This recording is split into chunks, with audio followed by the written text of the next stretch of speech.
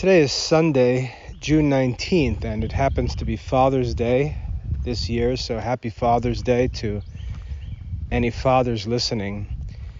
This is William Michael of the Classical Liberal Arts Academy, and I've got some time free for the next hour or so because my wife is handling the barbecue duties as it's Father's Day, and I'd like to share some personal news and a personal story that I think will be encouraging and helpful to others. If you're not aware, my wife and I have spent the last year in the Inquirer formation program with the Dominicans to discern whether or not we have a vocation to live and serve God as lay Dominicans. And we've been going through these formation classes over the past year. And this Saturday, yesterday, we had our end of the year advancement interviews where we meet with the formation directors, answer a bunch of questions based on our studies and our own spiritual lives and practices, and are basically judged as to whether or not we are to be admitted to the Dominican order as lay Dominicans and received into the next phase of formation, which is the candidacy as members of the Dominican order.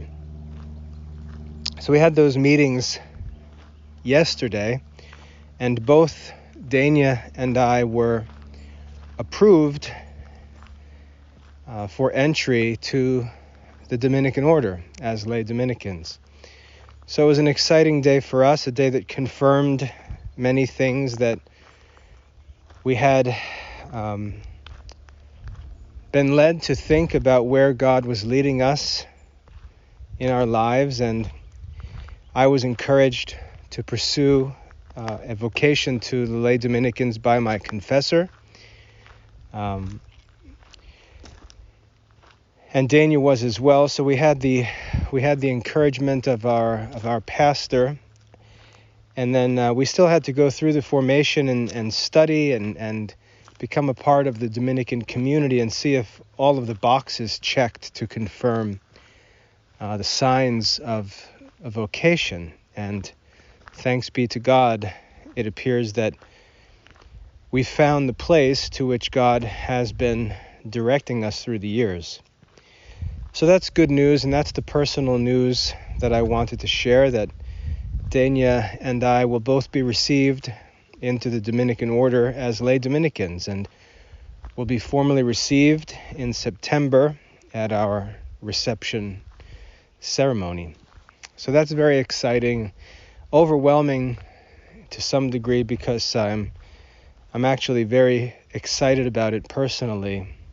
There's just so much to do. Even in my admission interview yesterday, there was so much excitement about the work that we've done in the Classical Liberal Arts Academy, because as I come into the order, all of that work and the Classical Liberal Arts Academy comes into the Dominican order as an apostolate for us to seek direction and assistance with. So it's very exciting, and that all happened yesterday. So thanks be to God for that. The story that I want to share has to do with Dania, because yesterday the interviews and discussions we had yesterday were especially significant for her, and I'll explain why. It's pretty obvious from my work over the years, which most of you are somewhat familiar with, that I'm very comfortable with scholastic theology and Catholic philosophy and all these subjects. It was pretty obvious that God was leading me toward a Dominican vocation. But my wife wasn't so sure, even though she was encouraged to pursue it, even though I believe that she had a Dominican vocation, being a classicist and a teacher and an evangelist as she is. She loves to teach children. She loves to promote the faith. She has so many different signs of a Dominican vocation, and I encouraged her to join me in it. She had a great relationship throughout the year with the formation director. They really hit it off and have a pretty solid friendship already developed. There are just so many signs around her that this was for her also, not just for me. But Dania tends to doubt herself and think she's not worthy of these kinds of things. And we talked about that through the formation, through the year. She'd have second thoughts when we got to a certain reading and it was more difficult, or she thought about the duty of preaching, since we'd be joining the order of preachers. That was somewhat intimidating to her to understand exactly what that meant and all that. And so we've dealt with those things one by one over the course of the year. But as thought of this advancement interview approached, Dania started to become really nervous about it and anxious. And I didn't think much of it because I felt like each time she raised some question or expressed some uncertainty, I felt like I gave her pretty good reasons to be confident, and we overcame those things. However, on the morning of our interviews, so this is yesterday morning, around 6:30 or so, I woke up and realized that Dania wasn't in bed. And as soon as I realized that she was up early, I thought, oh boy, something's wrong. And so I just called out from bed and said, "What are you doing?" And it turns out that she's up early, pacing the house, having a panic attack, thinking about this interview in a couple of hours. And so I responded, assuming she's just being silly and ridiculous. And so I tell her to cut it out and calm down. Everything's going to be fine. But then she starts to tell me that she's having these thoughts. And these are some dark, evil thoughts. And they're haunting her. And they've been haunting her ever since she woke up. And she's having this anxiety attack that's being caused by these thoughts that are in her head. And the thoughts were threatening her with danger that would come because she's not going to be able to keep the promises that she needs to make as a lay Dominican. And her mind is filled with these nasty accusations and these nasty threats that she's not going to be able to keep these promises. She's going to fall into sin and she's going to go to hell as a result of making these promises and becoming a lay Dominican. And so she starts to describe the thoughts she's having and the things she's struggling with, and it's just crystal clear to me that she's suffering a real spiritual attack on the morning of her admission interview to the lay Dominicans. Not surprising, of course, It's also not surprising that this kind of attack would be directed by the devil against my wife rather than me, because I really would not have a problem dismissing those thoughts. And so I spent an hour or so just sitting in bed with Dania, talking through these thoughts and sort of unraveling the knots that make up these kinds of temptations. And as I talked through these issues with her, I could see the stress and the anxiety disappearing from her, and she ended up happy and relieved and ready to go. And I know that the things that I explained to her, the ways that I helped her, are significant, and I think that the problems that she struggles with are more common than I realize, because the things that she struggles with in this particular area are things that I don't struggle with. Of course, I have my own struggles in other areas, but this kind of temptation that she was facing is one that really doesn't seem to reach me very well. And I don't have to face it, but I see that she does. Now, the reason why she struggles with this temptation, and I want to get into the details of it a little bit. The reason why she struggles with this temptation is because of how she thinks of spiritual things and of the devil and of temptations, as opposed to how I think of those things. My wife was raised evangelical, not Catholic, but evangelical.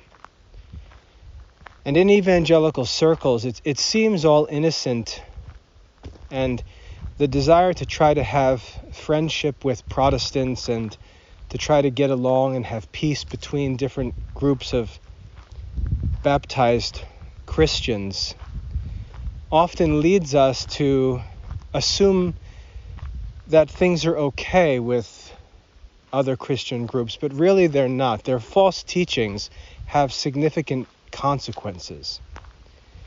And their teachings about spiritual things are false.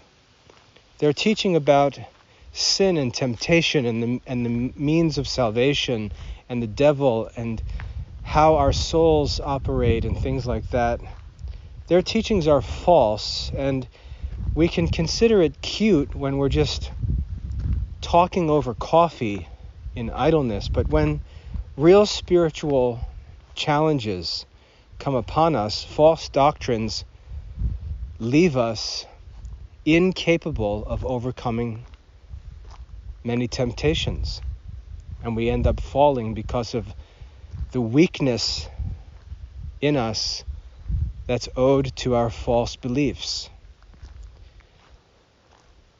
Now, in my wife's evangelical upbringing, there's lots of spiritual talk. There's lots of talk about the Holy Spirit and about God and spiritual things, but it's all superficial and largely ignorant.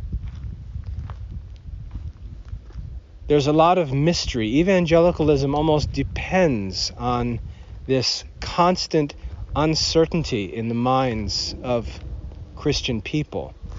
They don't know what God's will is. They don't know what they're supposed to do with their life. They don't know if they're saved.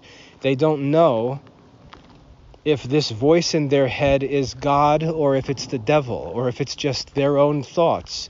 There's all this confusion and uncertainty, and they spend their whole lives trying to interpret thoughts and emotions and experiences and try to read in them some kind of spiritual message from God. And they torment themselves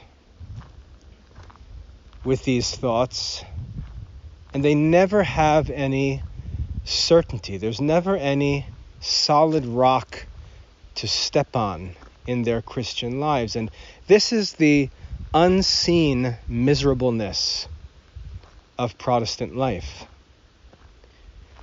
The haunting uncertainty, doubts, confusion that's all covered up when everybody gets dressed up and smiles in public. But this fake spiritual talk was a part of my wife's upbringing as an evangelical. And even though my wife is an excellent Catholic, a lot of this stuff is just still stuck in her memory, as it were. It's like anytime we have a sinful background and we come to faith, those memories remain in us. And the devil continues to use those memories to confuse and tempt and discourage us. It's a very difficult deception to deal with. But it's this uncertainty in that fake spiritual life that makes Christians vulnerable to these kinds of temptations, because they're never certain. And the devil can always exploit this uncertainty, this self-doubting, this confusion, and cause real spiritual harm to Christian people, because the things that he suggests, the temptations that he presents to these people, they don't have the means of untangling them, of seeing the falsehood in them, seeing the error in them, catching the fallacies in them. And of course, this is all owed to a neglect of the study of the art of reasoning, which is essential in the spiritual life. And my fortunate background in the study of reasoning helps me in many ways to deal with these temptations. And when my wife shares with me the thoughts, I can easily take them apart and show what's false in them. But my wife isn't able to do this herself. And it's important because St. Ignatius of Loyola, and I say this all the time, St. Ignatius of Loyola says in the spiritual exercises that the devil is a sophist. The devil is a sophist. We know that the devil is a deceiver. We know that the devil is said by Jesus to be the father of lies. He's a liar. He's a deceiver. And we know that, but we really don't know what it means to deceive someone. We don't really know what it means to deceive. And deceiving or deception has to do with the art of reasoning. It's the use of what Aristotle called apparent syllogisms. Apparent syllogisms deceive us. And it takes a real master of the art of reasoning to discern when an argument is not a true syllogism, but is merely an apparent syllogism. It looks like a reasonable argument to one who is unskilled in the art of reasoning, but it's not. And that's what allows it to deceive. Aristotle, in his work, The Sophistical Refutations, explains the different species of fallacies, which are different classes of deceptions. And that's why this study of classical reasoning is so essential to the Christian life, because the devil is a sophist.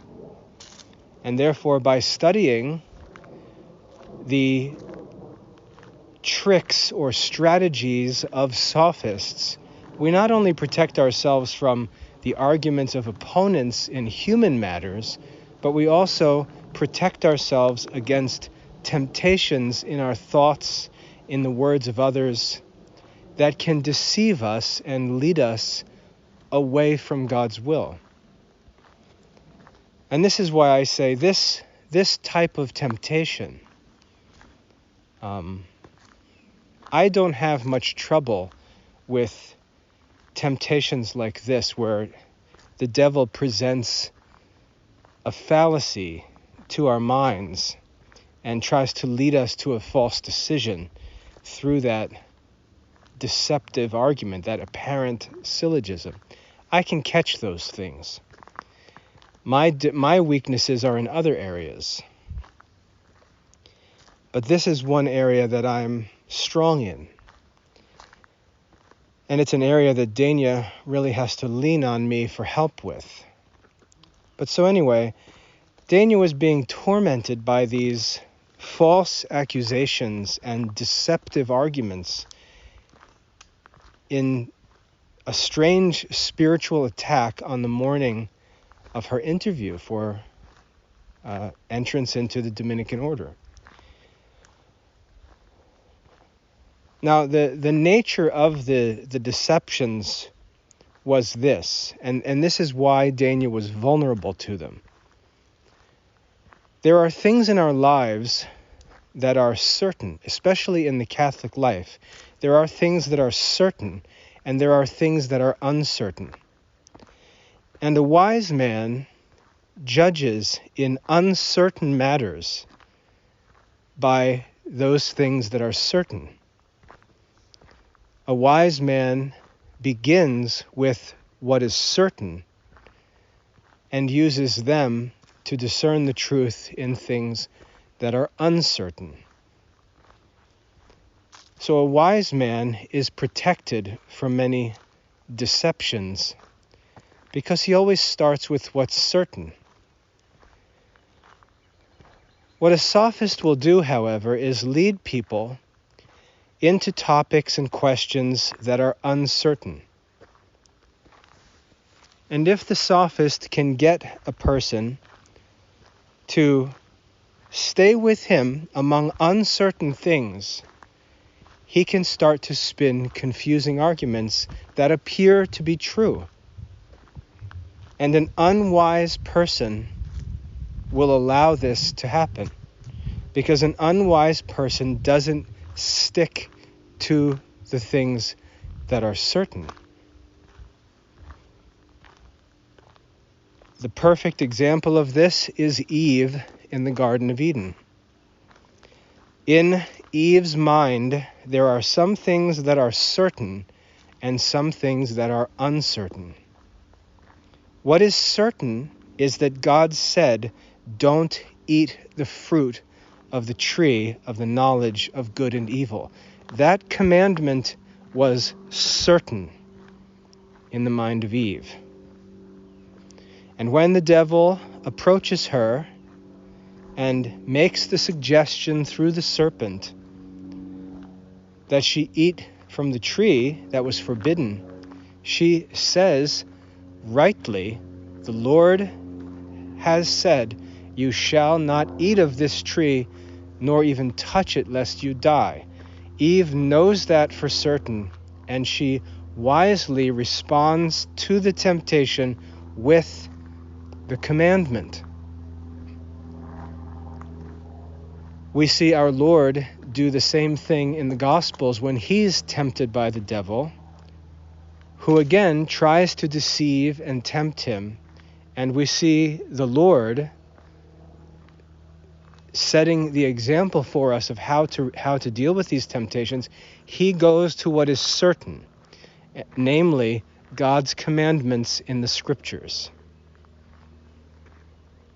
Jesus answers those suggestions with, "It is written."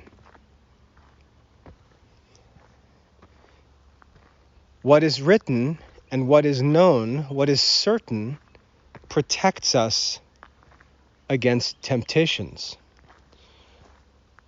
But when we're prideful and we don't have the right disposition because we're not thinking like servants, but we begin to think like independent men and women, the devil can lure us into deeper water. He can lure us away from the shore into matters that are uncertain.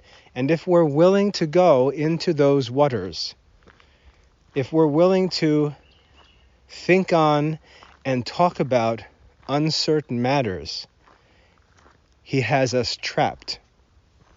And he's able to work on us as a sophist.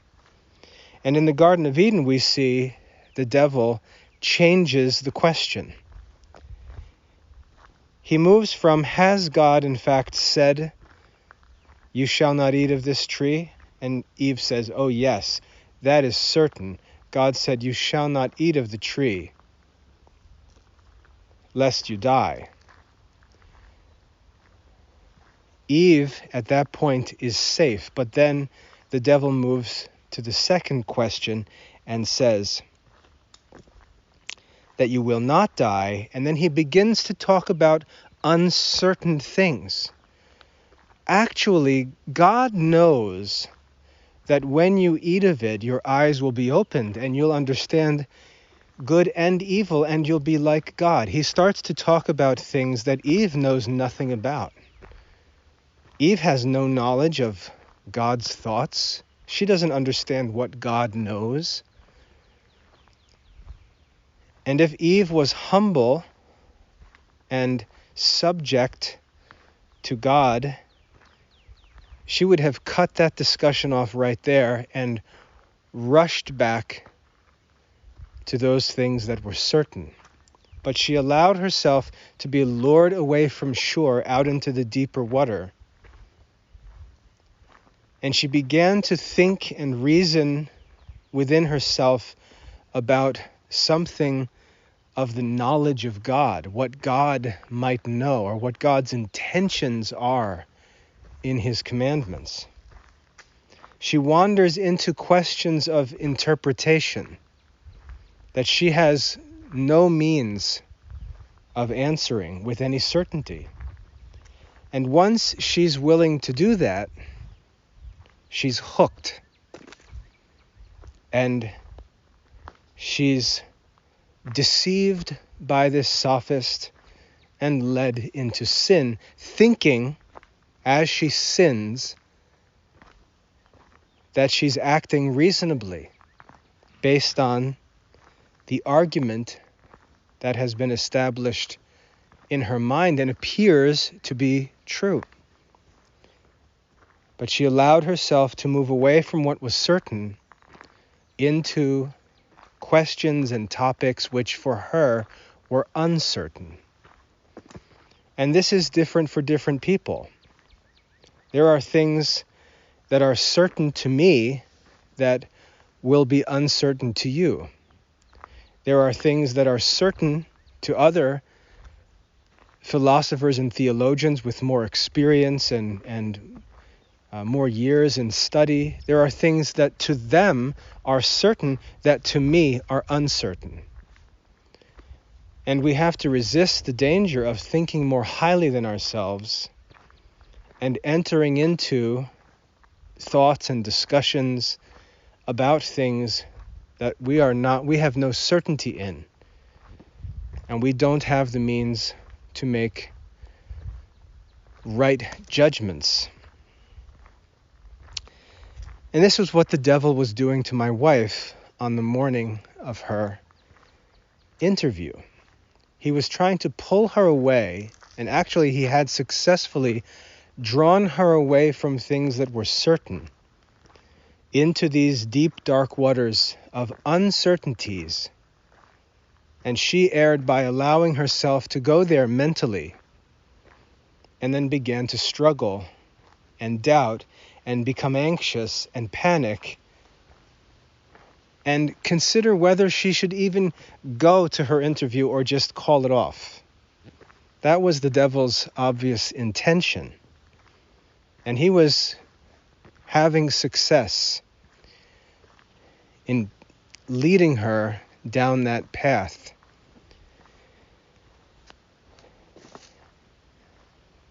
And so as my wife told me the thoughts that she was having and these arguments that were in her head, which were temptations, I was able to walk her through them and show them the point of departure where she wandered away from what was certain to her and got herself into this trouble. So I think it would be helpful for us to talk about some of the things that are certain. And these are advantages that Catholics have over non-Catholics. Not that Catholics actually realize these advantages or think about them and benefit from them, but these are advantages that Catholics have over non-Catholics.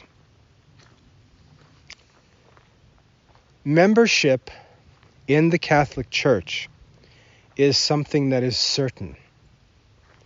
And it's a great comfort when we're tempted to look to the fact, the certain fact of our membership in the visible Christian church.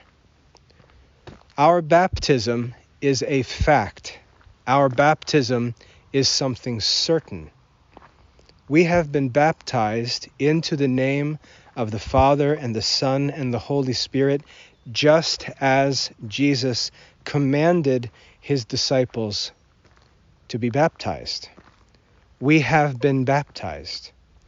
Our baptism is something certain. It's something that occurred on a specific day and time. We were present at our baptism. Our baptism was recorded. There is probably evidence of our baptism. Our baptism is something certain in our lives. And when we're tempted, we should reflect on how the temptation relates to our baptism. And our baptism may be the answer to the temptation in many cases.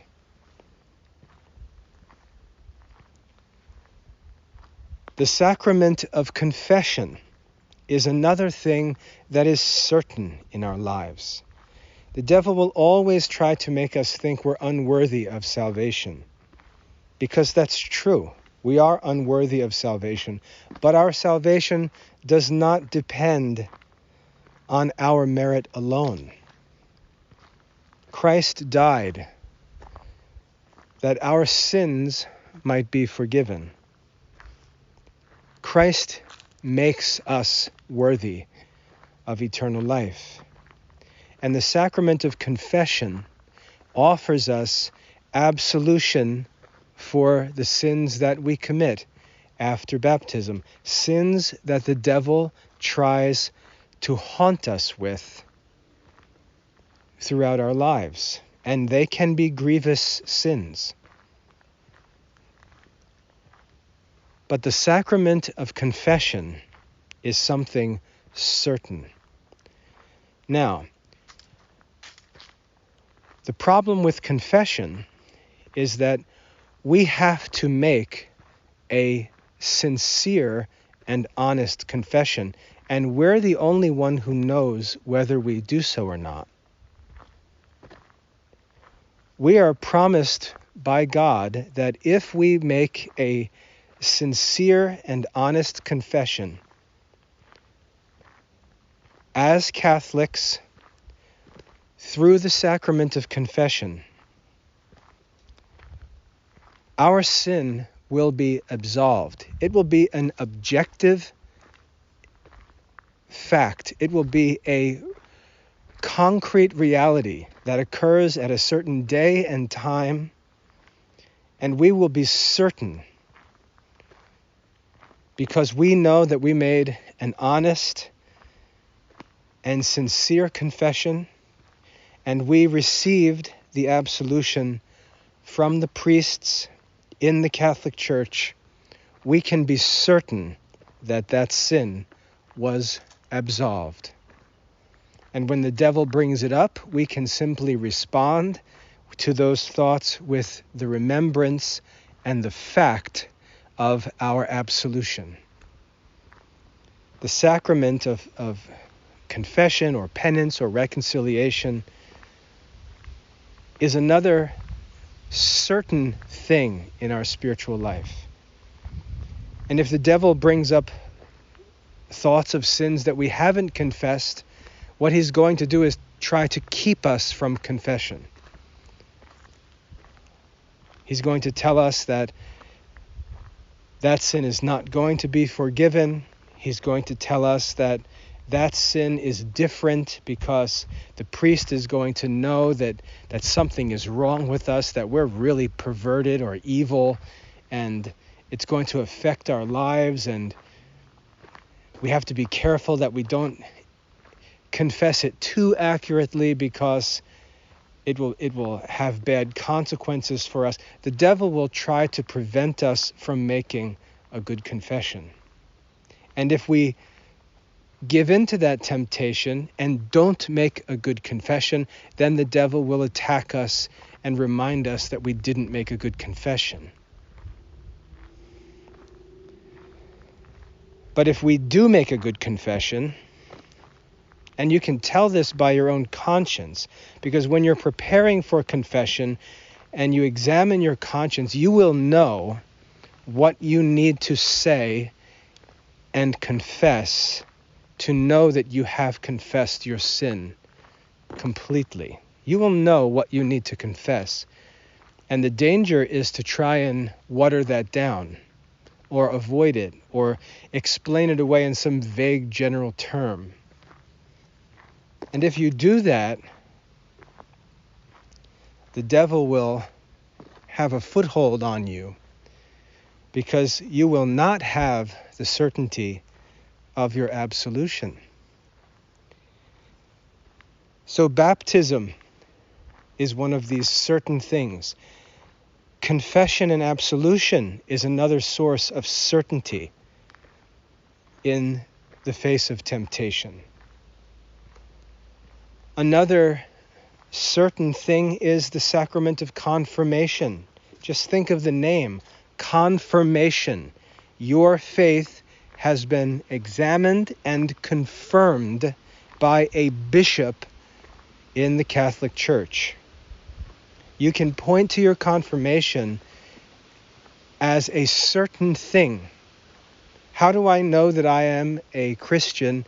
I can point to my baptism. I can point to my confirmation. There are certain things that I can point to that support my claim that I am a Christian. My membership in the Catholic Church, my baptism, confessions that I have made, the clarity of my conscience with regard to sins, the sacrament of confirmation.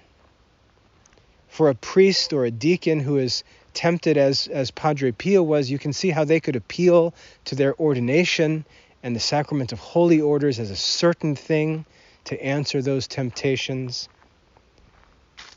The sacrament of matrimony is another certain thing that protects us from these deceptions.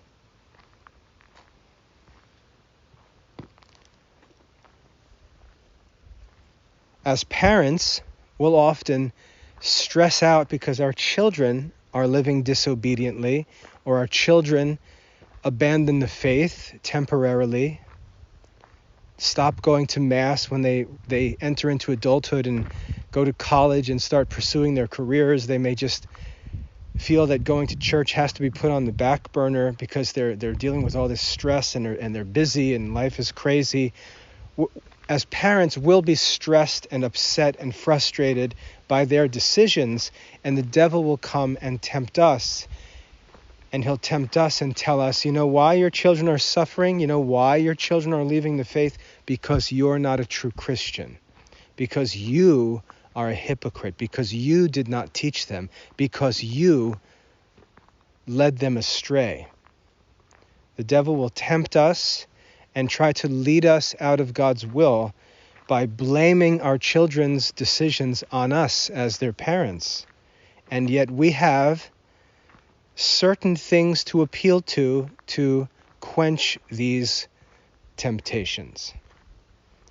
Our children's baptisms, our children's attendance at Mass throughout their childhood, our children's participation in the sacramental life, our children's confessions, our children's reception of Holy Communion.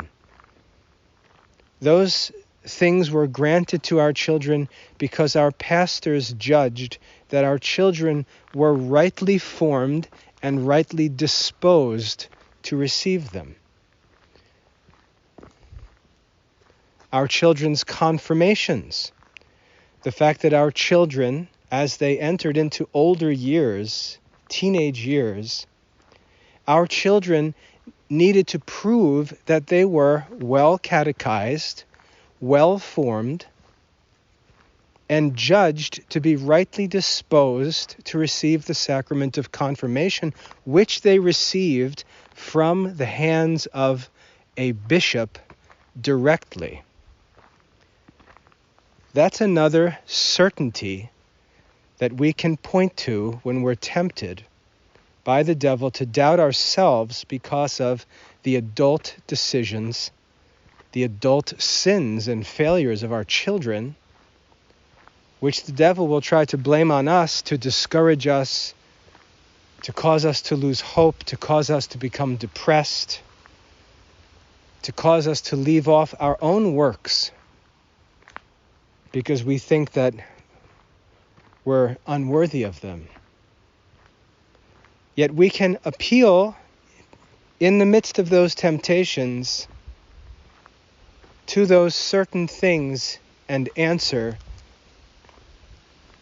the devil's false accusations, and also prevent ourselves from wandering out into the deep, dark waters of things that are unknown. It may be true. It may be true that my bad example at some point led my son into a bad habit that became a source of stumbling in his adult life. That may be true, but no one can prove that. It's uncertain. The devil could accuse me of such, but there's no demonstrative proof that such is true. And surely I'm innocent until proven guilty, and he has no means of proving me guilty. And I can appeal instead to what is certain, which is the fact that when my son was 15 years old, or when my daughter was 16 years old, she was in a state of formation and discipline where she was received by the bishop and confirmed in the Catholic Church. That would not happen, at least in our parish, where the requirements for the sacraments are pretty strict. That would not happen if my children were being raised like a bunch of wild pagans. And the sacraments, both my own sacraments and the sacraments of my children, are certain things that I can point to as a Catholic to quench those false accusations. And we need to do this constantly because these spiritual attacks come at us all the time. And so my wife was struggling with these kinds of thoughts that she wasn't worthy, that she was ridiculous in considering herself to be a Dominican, that was a ridiculous thought. She was such a bad mother and so ignorant. She's so bad at studying. She's not a good teacher. She was going through all of these discouraging, doubtful, depressing thoughts on the morning of her interview, because she simply doesn't feel like she knows enough, or she's good enough, or she's Catholic enough for such a vocation. So while we were at home, I was able to walk her through those things and help her out of that net that she was entangled in. And she was relieved and ready to go, as I said before. But here's what happens at her interview was really interesting. I may have mentioned it before, but the woman who was in charge of our formation classes throughout this year, is a woman that my wife hit it off with right off the bat. From our first class, there was something about this woman that just produced an immediate friendship between her and my wife. And they were very friendly with each other from day one. And that relationship just became more and more intimate as the year went on. My wife really loves this woman, and this woman has expressed how much she loves and appreciates my wife just from their interaction through the year. And this woman who was directing our formation classes was a real encouragement and comfort to Dania as we went through this formation process. My wife was intimidated by the thought of a board of strangers coming in and examining her in some way that she'd be unprepared for. People wouldn't understand her, wouldn't understand her background. They'd be deeply Catholic people, cradle Catholic type people who don't understand a Protestant background or her conversion story or why she is the way she is, why she thinks the way she does, why her life is where it's at, and so on. She was nervous about who these people would be, what kind of people they would be, what kind of questions they would ask, and if there was just any kind of thing that she would say or do that would be a red flag that she couldn't be prepared for. That had her anxious and upset, and I'm sure you understand that kind of thinking. Well, it turned out, as we got to the church where the interviews were going to be held, that the examiners were only going to be 2 in number, that's actually the norm. There were 2 examiners. One of them was a man that she didn't know, a man who was the director of the formation program.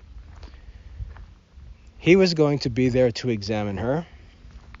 She never met him before, so her nervousness was confirmed.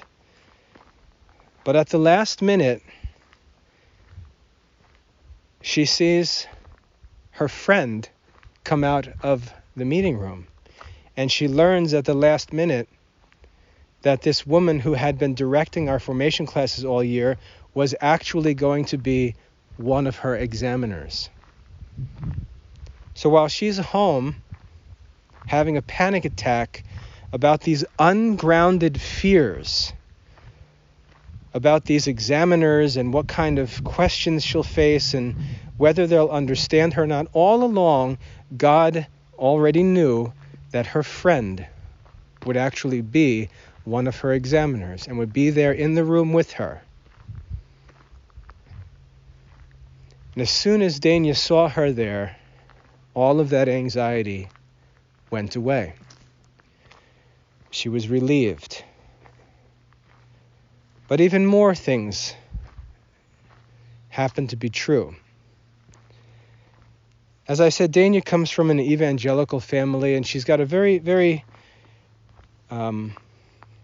common story among evangelicals, but Catholics don't know much about the kind of people and teachings and ideas and programs that evangelicals might be familiar with. Dania was motivated to study the classics by a woman named Elisabeth Elliot. Elisabeth Elliot was a woman who was a missionary, who was a Bible translator, who went into foreign countries where there were no Bibles, lived among native peoples, and worked to translate the Bible into their language as a form of evangelization. Her husband, a man named Jim Elliot, was murdered by a tribe on one of these mission trips, and Elisabeth Elliot became a famous author and speaker among evangelicals, among missionary evangelicals. And Dania was drawn to this woman, Elisabeth Elliot. She was an old woman when we were in college, and she had a radio show. And Dania always used to listen to this radio show and read her books because her books promoted moral purity and devotion to Christ, which were very inspiring to Dania as a young woman. And again, we're talking college age. And Dania learned that this woman, Elisabeth Elliot, studied classics when she was in college, and that's actually what led Dania to study classics. She wanted to follow in the path of Elisabeth Elliot. So Dania's got this background of interest in missionary activity, familiarity with missionary work and missionaries, the people who actually do the missionary work.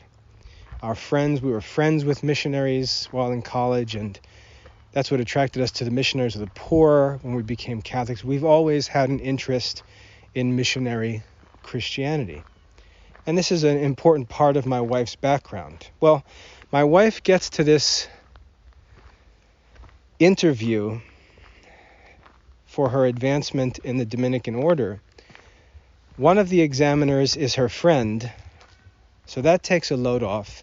And as she starts to talk about her conversion and how she became a Catholic and all these things, she mentions Elisabeth Elliot and this story of her interest in being a missionary and how that led her to study classics and this and that.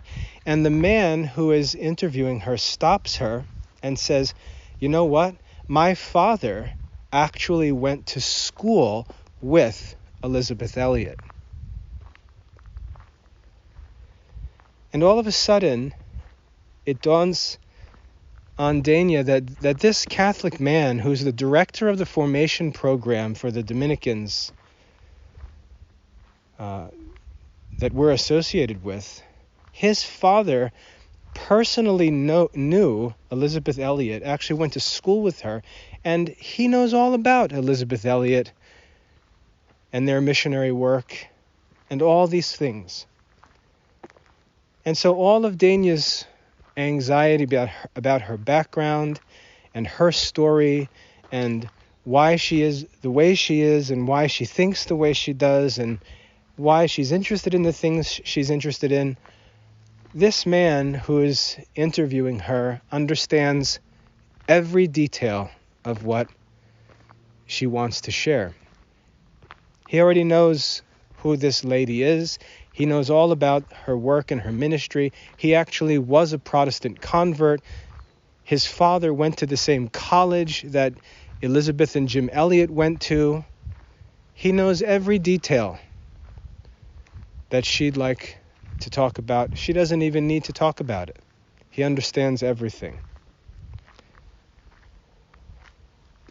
Again, God knew that before her interview started, and yet there she was at 6:30 in the morning being tormented by false thoughts and accusations that would turn out to be completely groundless and false, trying to discourage her from going forward with this Dominican interview on the day of her interview. Fortunately for Dania, we were able to overcome those temptations, and she went for her interview and found that all of her anxieties, all of the threats that were in her head and the accusations, all of them were completely false. And she actually couldn't have imagined a better situation in her interview than the Lord actually had prepared for her. Now, the interviewers didn't know this story. They didn't know what had been going on that morning and how upset Dania was, how anxious and nervous she was, how much she was struggling with these things and possibly considering just calling it quits. But they had intended already to receive her because she already proved herself to have a clear vocation to Dominican life. And at the end of the interview, the man simply mentioned to her that he's excited and looking forward to getting to know her better next year.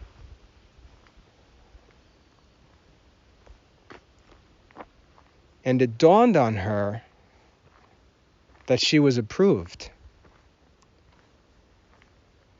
And she honestly couldn't believe it. And so I was standing outside the room where she was being interviewed down the hall a bit. And down the hall where I'm standing, all of a sudden I hear my wife shout, "I'm approved?"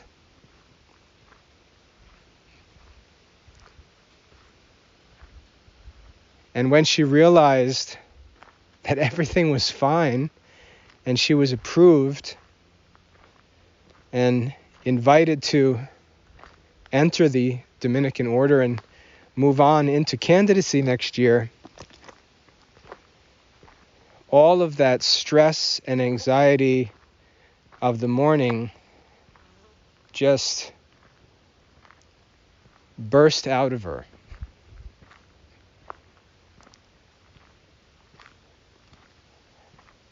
And she started crying, and she was so happy, and her friend, and this woman who she's friends with, was crying right with her, and it was really an amazing, beautiful experience. Probably one of the most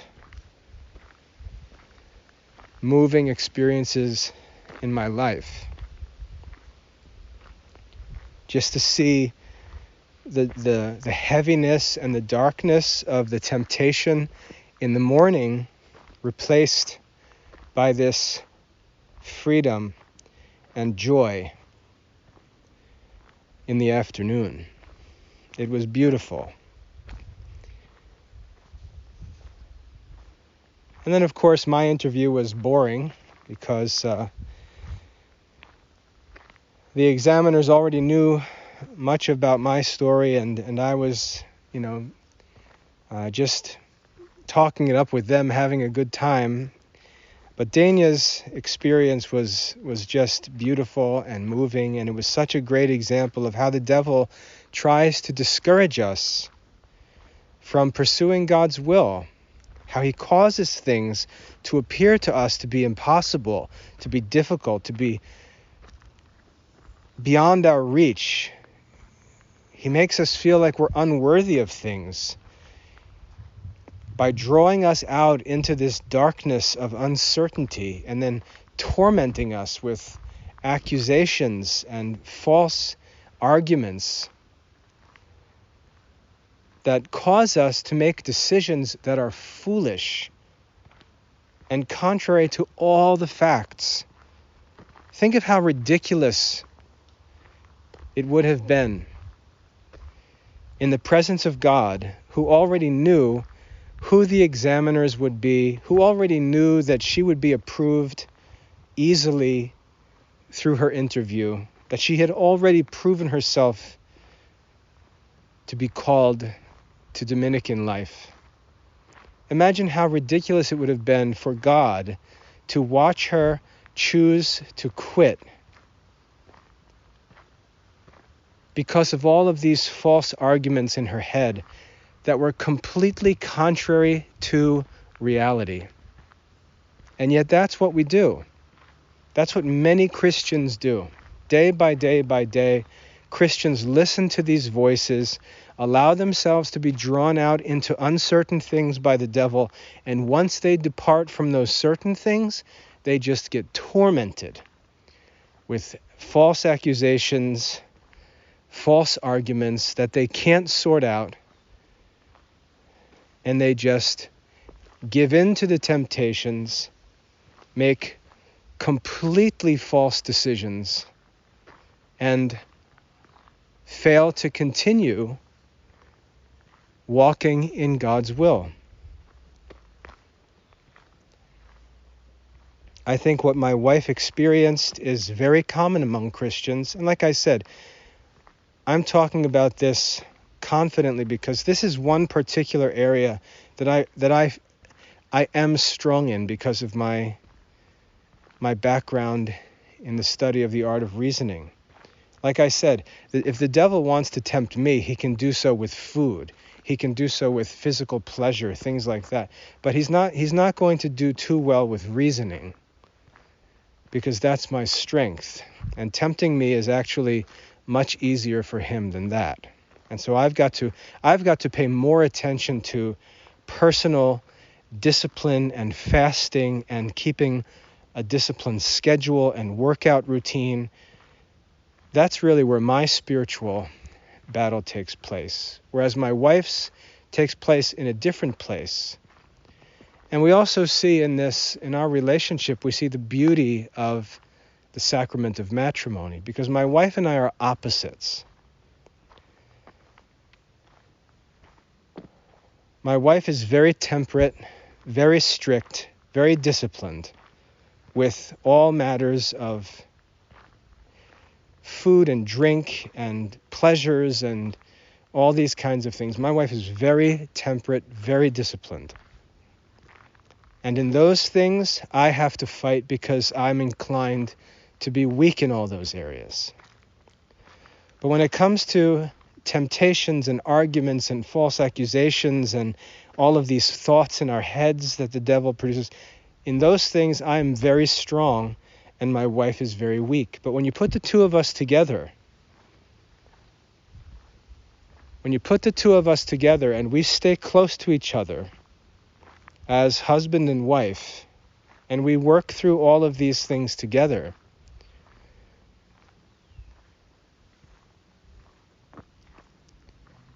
it's very difficult for the devil to get in there. It's very difficult for the devil to tempt us, because he doesn't only have to tempt one of us in our weaknesses, but he also has to overcome the strength of the other person who can discern the problem and help us to overcome that temptation.